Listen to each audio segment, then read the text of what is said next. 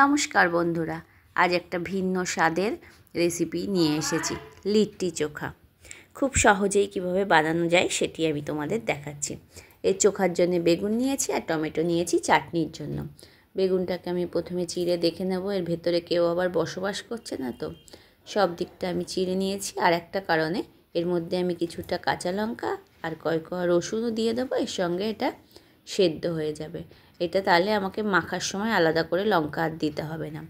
সবগুলো আমি ভরে দিয়েছি রসুন আর কাঁচা লঙ্কা।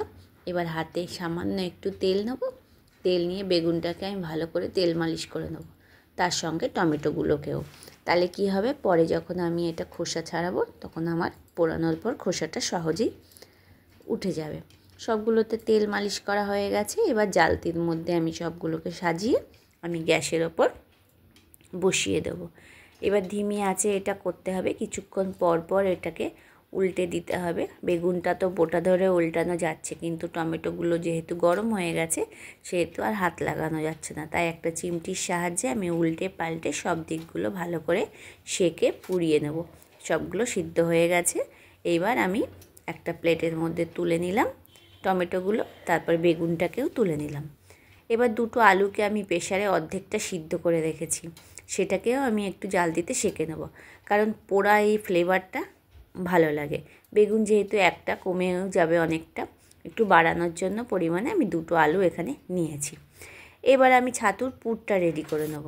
তার জন্যে আমি এখানে ছোটো হাতা 4 হাতা ছাতু নিয়েছি, তার মধ্যে দিচ্ছি 1 চামচ সর্ষের তেল, পরিমাণ মতো লবণ, অল্প কালো জিরে, পেঁয়াজ কুচি, রসুন কুচি, আদা কুচি, কাঁচা লঙ্কা কুচি ও কিছুটা ধনেপাতা ও অর্ধেকটা লেবুর রস দিয়ে প্রথমে শুকনো উপকরণগুলো আমি অল্প মেখে নিয়ে তারপরে জল দিয়ে একটা ঝুরু ঝুরু পুর আমি বানিয়ে নেব, যেটাকে একটু চাপ দিলেই মুঠ হয়ে যাচ্ছে, আবার ভেঙে দিলেই গুঁড়ো গুঁড়ো হয়ে যাচ্ছে।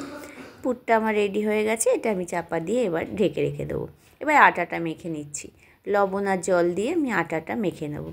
রেগুলার আমরা যেমন রুটি বানাই ঠিক তেমনটা করব না, একটু তার থেকে শক্ত করে আমি আটাটা মেখে নিলাম। এবার ওর মধ্যে থেকে কিছুটা লেচি নিয়ে আমি 2 হাতের সাহায্যে আঙুলের সাহায্যে একটা বাটির আকারে শেপ দিয়ে তার মধ্যে 1 চামচ ওই ছাতুর পুরটা দিয়ে দিলাম। দিয়ে এবার মুখটাকে আমি সিল করে দেবো সব দিক থেকে, টেনে টেনে নিয়ে আমি মুখটাকে বন্ধ করে দিলাম। এবার মুখের যে বেশি অংশটা সেটাকে আমি কেটে নিয়ে নিলাম। তাহলে কি হবে, এই দিকটা আটার পরিমাণটা বেশি থেকে যাবে, সব দিকটা যাতে সমান হয় তাই আমি এরকম করলাম। এইভাবে আমি সবগুলোকেই বানিয়ে নিয়েছি। শক্ত করে মাখবো, কারণ হচ্ছে তাহলে ওটা গোল গোল দেখতে লাগবে, দেখতে ভালো লাগবে। এবার আমি একটা জালতির মধ্যে আমি সবগুলোকে একে একে সাজিয়ে জালতিটাকে আমি গ্যাসের এতে হালকা ফ্লেমে এটাকে আমি সেঁকে নেব।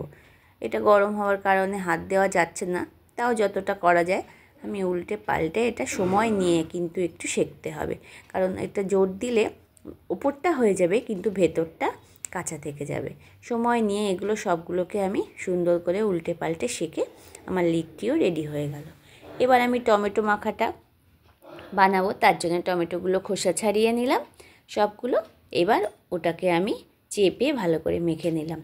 ওর মধ্যে আমি 2-1টা উপকরণ দেবো, একটু যেমন বিট লবণ, আর একটু গোলমরিচের গুঁড়ো, আর একটু পাতিলেবুর রস দিয়ে আমি এবার মেখে নিলাম সবগুলো। মেখে নিয়ে এটাকে আমি সাইডে একটা বাটির মধ্যে নামিয়ে রেখে দেবো। তাহলে আমার টমেটোর চাটনিটাও দেখো রেডি হয়ে গেল।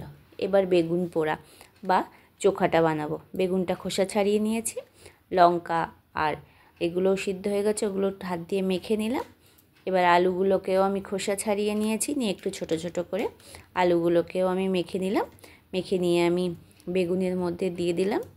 এবার ওর ওপর দিয়ে দেব পরিমাণ মতো লবণ, একটু গোলমরিচ গুঁড়ো, আর একটু টমেটো সস, আর 1 চামচ সর্ষের তেল দিয়ে এবার আমি সবটাকে চোখাগুলোকে সবগুলো সঙ্গে পেঁয়াজ কাঁচা লঙ্কা আছে আর আছে ধনেপাতা কুচি, এগুলো দিয়ে সমস্ত চোখাটা আমি সুন্দর করে বানিয়ে নিলাম।